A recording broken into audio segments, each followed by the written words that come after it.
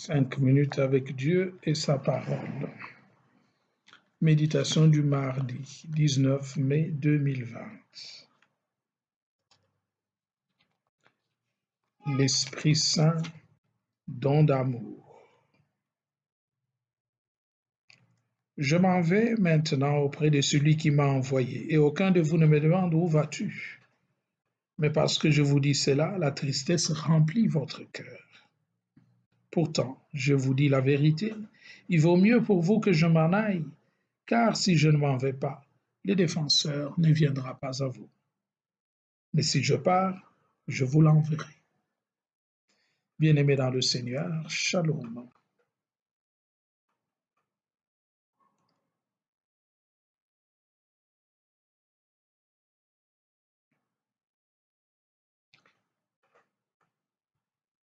Chers frères et sœurs, puisse le mystère pascal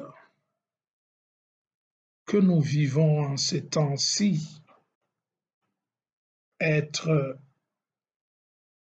la source intarissable de joie et d'amour, afin que, à la suite de Paul et Silas, nous apprenions à découvrir la présence de Dieu dans la nature et dans l'histoire. Alors, en dépit des difficultés et des contradictions, des contrariétés auxquelles nous serons en but, nous demeurerons fermes dans la foi, sereins dans nos cœurs et confiants en Dieu. Pour autant que cela puisse paraître paradoxal, c'est pourtant vrai,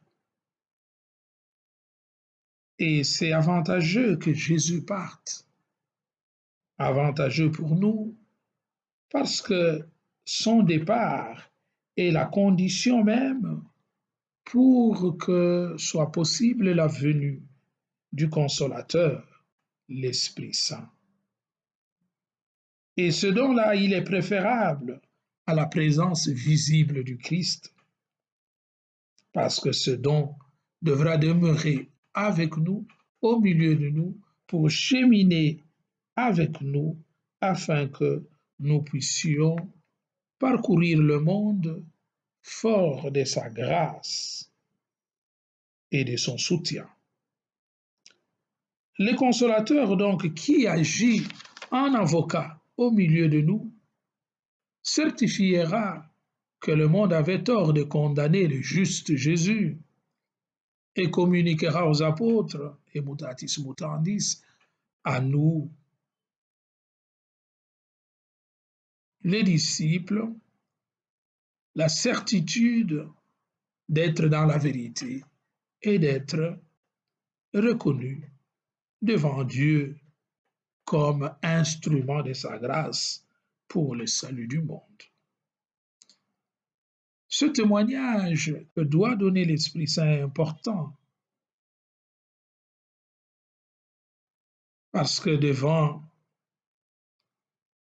les turpitudes, les incohérences, pour que la foi, nous ne risquions pas de tomber et de perdre la foi, parce qu'au milieu des trimballements et des difficultés de ce monde, si nous n'avons pas cette force qui nous rassure, c'est facile que nous perdions notre boussole et que nous puissions perdre la foi.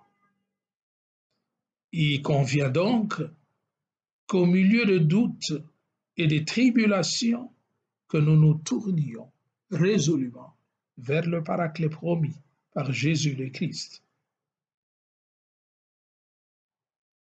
Car c'est avec sa force que nous découvrirons la vérité de notre mission et que nous comprendrons que Dieu ne nous abandonne pas, qu'il est toujours avec nous et qu'il marchera à nos côtés pour nous rendre vainqueurs comme il a rendu son Christ vainqueur au milieu des affres de ce monde. Nous ne pouvons donc pas comprendre le Christ sans le règne qu'il est venu annoncer, qu'il est venu porter au monde. De la même manière, notre mission est inséparable de la construction du règne de Dieu. Si nous sommes en ambassade dans le monde, c'est pour planter le règne de Dieu. Comme il disait, n'est-ce pas, au prophète Jérémie, qu'il faut qu'il puisse planter le règne de Dieu dans les cœurs des hommes, afin que celui-ci s'enracine fermement. Et dans l'évangile de Saint Matthieu, c'est pourquoi la première préoccupation de Jésus est celle-là: cherchez d'abord le royaume de Dieu et sa justice. Le reste vous sera donné par surcroît. Matthieu 6, 33. Le règne de Dieu, c'est cette identification avec le Christ et ce projet qui implique l'engagement pour nous à construire avec lui ce règne d'amour, ce règne de justice, ce règne de paix pour tous et ce règne de vérité. La mission donc est celle-là. Pourquoi nous devons nous tourner vers l'Esprit Saint? Eh bien, pour que l'Esprit Saint nous rassure au milieu des vicissitudes, des difficultés de ce monde, et que nous sachions que Dieu ne nous abandonnera jamais, et que partant, nous puissions redoubler d'audace pour confirmer, comme disait Saint Pierre, le choix et l'élection dont nous sommes les bénéficiaires. Donc, rien ne doit nous troubler ni nous effrayer. Nous devons aller de l'avant pour construire le royaume de Dieu, pour que l'amour puisse régner parmi les hommes, que la justice croisse dans le monde et que la paix puisse stabiliser ce monde afin qu'il devienne réellement le règne de Dieu. Alors, le Christ veut le vivre avec nous. Il va le vivre par nous, avec tous les efforts et les renoncements nécessaires dont il faut.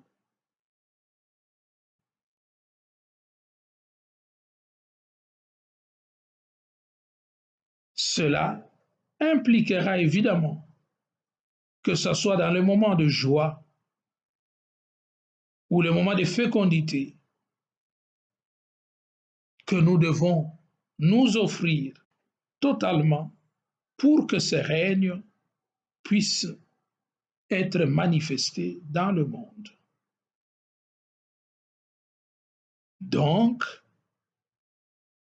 nous ne pourrons pas être des hommes sanctifiés si nous ne nous livrons pas corps et âme, si nous ne nous battons pas bec et ongle pour donner le meilleur de nous-mêmes à cet engagement. L'homme qui accepte Christ doit se battre donc bec et ongle pour que ce règne-là que Christ est venu instaurer dans le monde puisse continuer, puisse se pérenniser, puisse